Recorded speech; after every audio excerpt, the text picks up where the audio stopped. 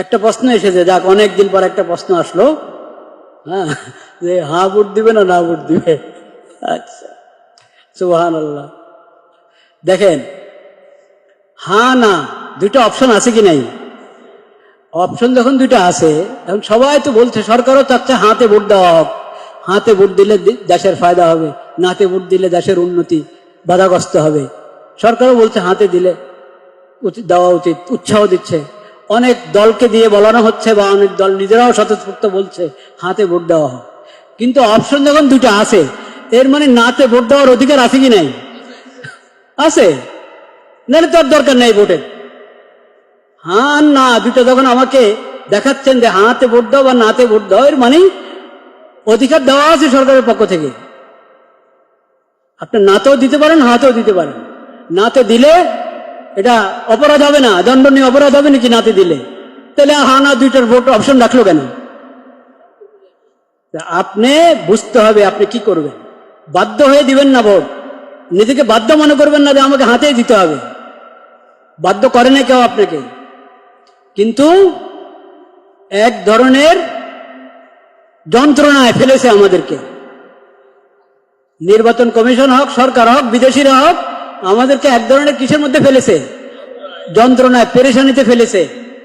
দেখেন, একটা প্রশ্ন, কথার কথা একটা বুঝার জন্য একটা প্রশ্ন আমরা করলেন, ঢাকা এটা কি বাংলাদেশের রাজধানী না ইন্ডিয়ার রাজধানী? টিক চিহ্ন দিবেন, আপনি হ্যাঁ বা না বলবেন। কি বলবেন? হ্যাঁ, ঠিক আছে। বাংলাদেশ ইন্ডিয়ার রাজধানী, হ্যাঁ বা না কি বলবেন? না। এখন আপনাকে প্রশ্ন করে, ঢাকা দিল্লি এটা বাংলাদেশের রাজধানী না, কি বলবেন? ঢাকা এবং দিল্লি বাংলাদেশের রাজধানী, দিল্লি এবং ঢাকা ইন্ডিয়ার রাজধানী। কি বলবেন আপনি কোন? তো এখানে যে এরকম করে রেখেছে 5-6টা জিনিস, আপনি হ্যাঁ বললে সবগুলোকে হ্যাঁ বলবেন, না বললে সবগুলোকে কি বলবেন? কেন অপশন নাই? কেন 5টাকে আলাদা আলাদা ভোট নেন?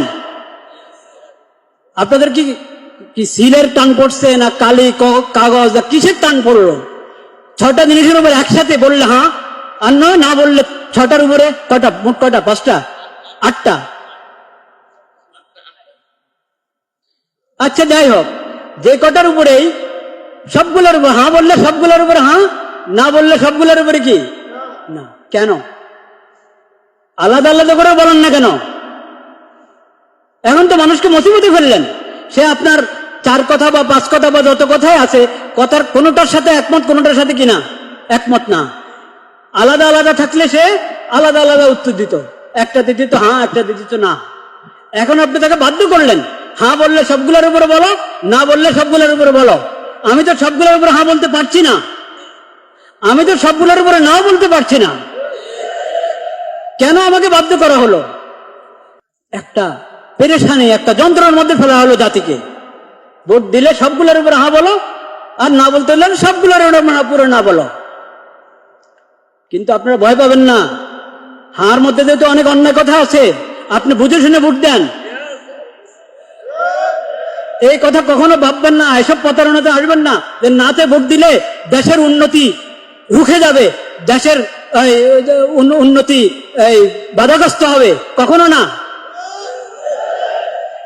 দেশের কিসমত যদি ভালো হয়, জনগণের কিসমত যদি ভালো হয়, শাসকদের যদি নিয়ত ভালো হয়, তাহলে না ভোট, সবাই নার মধ্যে ভোট দিলেও দেশের উন্নতি চলতে থাকবে ইনশাআল্লাহ।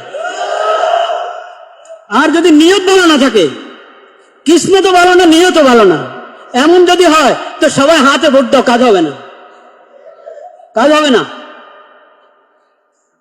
ভোট একটা আমানত, ভোট একটা আমানত, এটাকে বুঝে শুনে ব্যবহার করেন। এটা অধিকার, এই অধিকার, ভোটের অধিকার একটা আমানত, এই অধিকারকে বুঝে শুনে ব্যবহার করেন।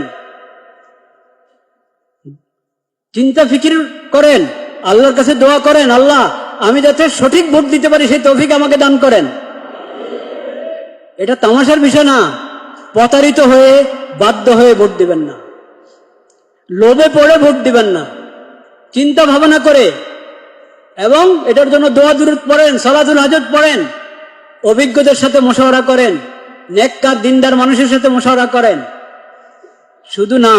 শুধু নামের ভিত্তিতে আপনি ভোট দিলে হবে?